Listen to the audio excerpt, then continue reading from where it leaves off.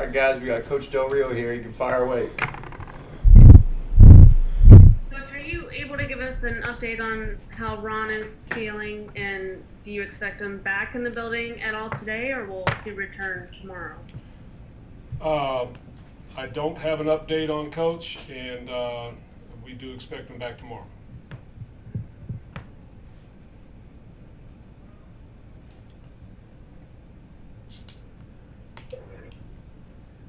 Jack, just was kind of wondering how did practice go, and did you try to run things as normal as possible, or how did you make the adjustment with that run there? Yeah, we've got all our plans laid out. We carried on as normal. I tended to the things that that needed to be tended to, but it was pretty much business as usual.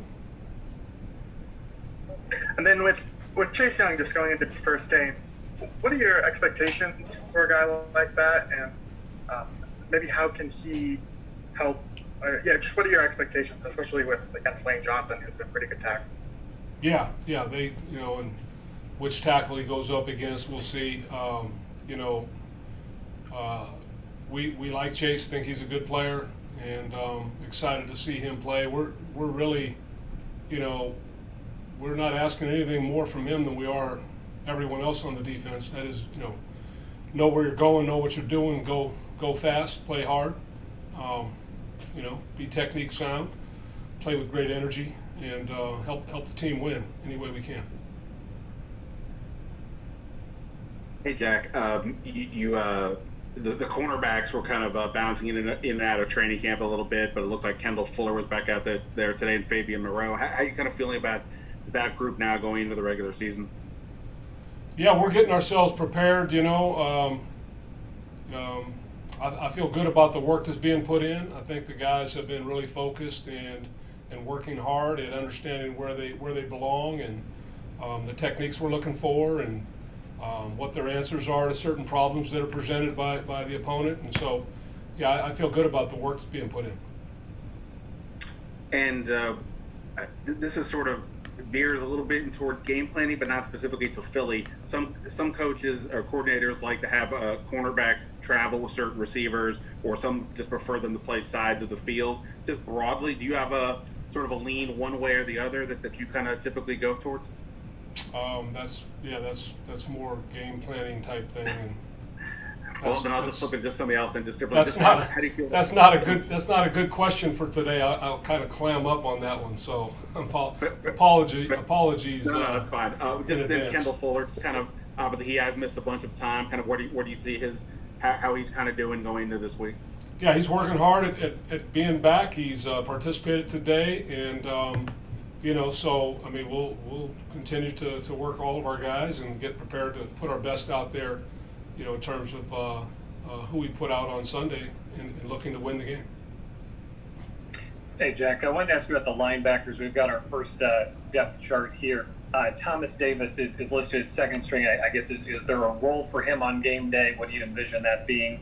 And maybe overall just the decisions that went into that starting linebacker group? Well, I mean, he's been banged up a little bit, and not able to work as much as some of the others, and so the way we're starting with our base group is there on paper for everyone to see. So we like the work that we put in, and overall obviously love Thomas. He's a tremendous human being, a tremendous football player, and has had an incredible career. So nothing but respect there. But going into this first game, we're going with the guys that can help us, be at our best on Sunday. And I know it made you incredibly happy to have to give us that depth chart, obviously, and go in depth with us now. If I can also ask you just about, do you envision that being a rotating group, or do you want guys out there for pretty much every snap? Well, I mean, to me, you do what you can with the group you have each and every week. I mean, that's what this league's about. It's how you respond to different things that come up.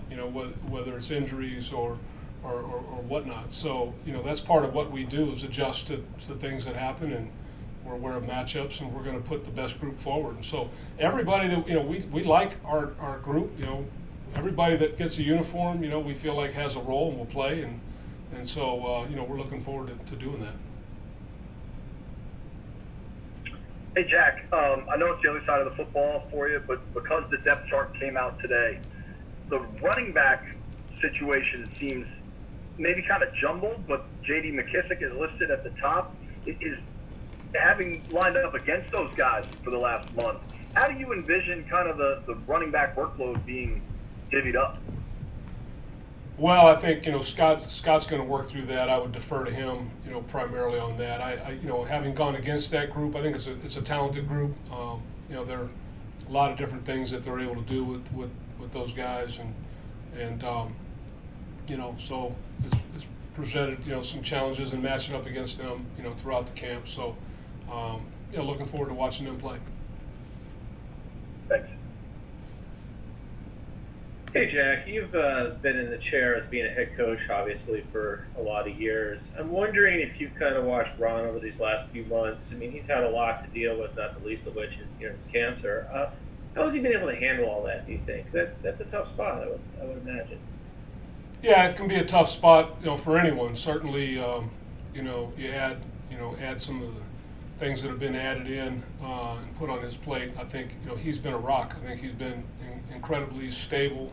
He's been excellent in communicating with the staff and with the players. And so I just compliment him in every way and support him in every way that we can. Was there ever a time you'd wonder with this, gosh, he's got a lot here, how's he going to handle this? Or I figure you've known him for a while, but I mean, were there moments where you thought, well, this is going to test him, and how did he handle it? No, really, never a doubt. He's always been a man of character. He's always been a great communicator, great leader. And so he's just being himself and doing his thing. Thanks.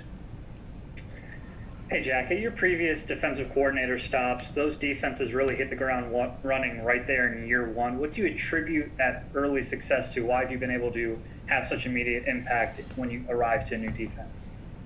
Well, I think the biggest thing I seek to do is make sure that we all understand where we belong, that we all understand how we attack blockers, we all understand how we leverage, and really some of the basic fundamentals that I stress. And then obviously schematically we want to keep things fresh and seek to do that. And so we've always, everywhere I've gone, it's been a we effort. It's been a staff effort. It's been a complete effort. And it's about players understanding where they belong and having fun flying around on Sundays. And so that's what we're looking to create. We want to play fast, want to know what our problems are, what our answers are to those problems, and make sure we solve them quickly, adjust quickly, and put our guys in position to make plays they're capable of making. And you're someone who really emphasizes those basic fundamentals, just knowing where you are, tackling, and all that. Is that just a reflection of just let all these talented guys not cloud their brains? Why do you lean on that side of the scale, everything basic, instead of going maybe more complex like other coaches? Well, I didn't say it wasn't complex. I just said that we know what we're doing. So, we'll have some design that gets after people and causes problems. But in terms of talent, everybody has talent. This is the National Football League. So it's not like we're sitting here with more talent than other people. Other people are talented too. So I think, to me, that's the one question I've been getting a lot about, how talented we are. It's about production. It really, this league is not about assembling talent, and it really doesn't matter. I mean, there are a lot of guys in the Hall of Fame that were undrafted. It doesn't matter where you come from or how you get here. It's how you perform when you get your opportunity, and it's about this group of men here and now. And so that's where our focus is. We're just looking to be at our best for each other.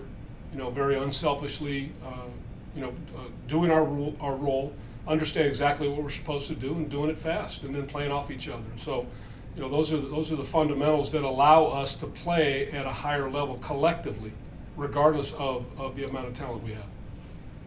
Thank you. You bet. Hey Jack, it's Chris Russell here.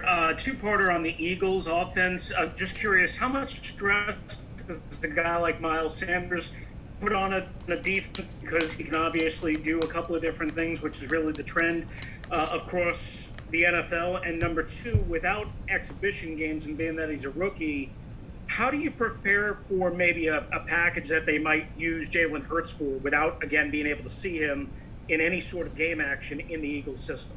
Yeah, I mean, you have to have an idea that of people that they have and how they might use them, and obviously we prepared accordingly for the season. Not just this week, but for the season. And those are some of the challenges you get. A really talented running back out of the backfield, can do multiple things, really good pass receiver and ball carrier, and obviously we're aware of that. And they've got a big old offensive line, and they move people and do a nice job with that. So that'll be a challenge for our front. They got a really talented quarterback that's a heck of a football player, and he can create things with his legs and with his arms. So a lot of different things that go into it, and that's that's part of the challenge. And each and every week is a challenge. As I said, they're talented players everywhere, but the Eagles in particular, looking forward to going out and battling with them and understanding that they've got some really good pieces. Take three more. Sam, John, and Reed. Hey, Jack, this is Kevin Pierre-Lewis's 7th year in the league, and this is the first year he's going to be stepping into a starting role. What did you see from him to kind of have him earn that spot, and what do you expect from him going forward? Well, I saw a guy that when I watched the tape from last year, I saw a guy that to me looked like the light had kind of gone on, and he looked very comfortable in the snaps he played late in the year, and he played with certainty, and he played with explosiveness. And I was drawn to that, and so we added him, and he has been everything I hoped he would be. He's been terrific. He's bright. He works at it. He's really got explosive speed. Can really run, and he's been a good fit in our defense and things we're asking him to do. So I'm very happy with the way he's been working. Thank you. Hey, Jack. It's John Kine. With being an interim coach, and I know it's just a day here, but you've been a head coach and you had your experience in Denver. How much do both of those help contribute to allowing you to handle a situation like this that might be a little bit different for somebody else? Yeah, I guess having had that experience, I don't really give it a lot of thought. My day's up. Coach says like, hey, I'm going to be out. I need you to step in. I'm like, I got you, Coach, and and then I'm just going to carry on his message. We're going to stay on point with what we're doing.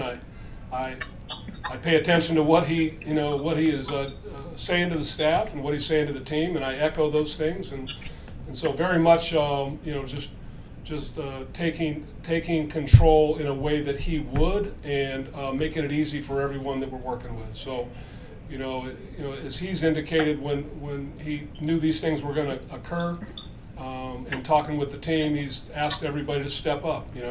Assistants step up, players step up. Everybody has got to step up and do their part and help the team, and that's what I'm about. Thank you. You bet.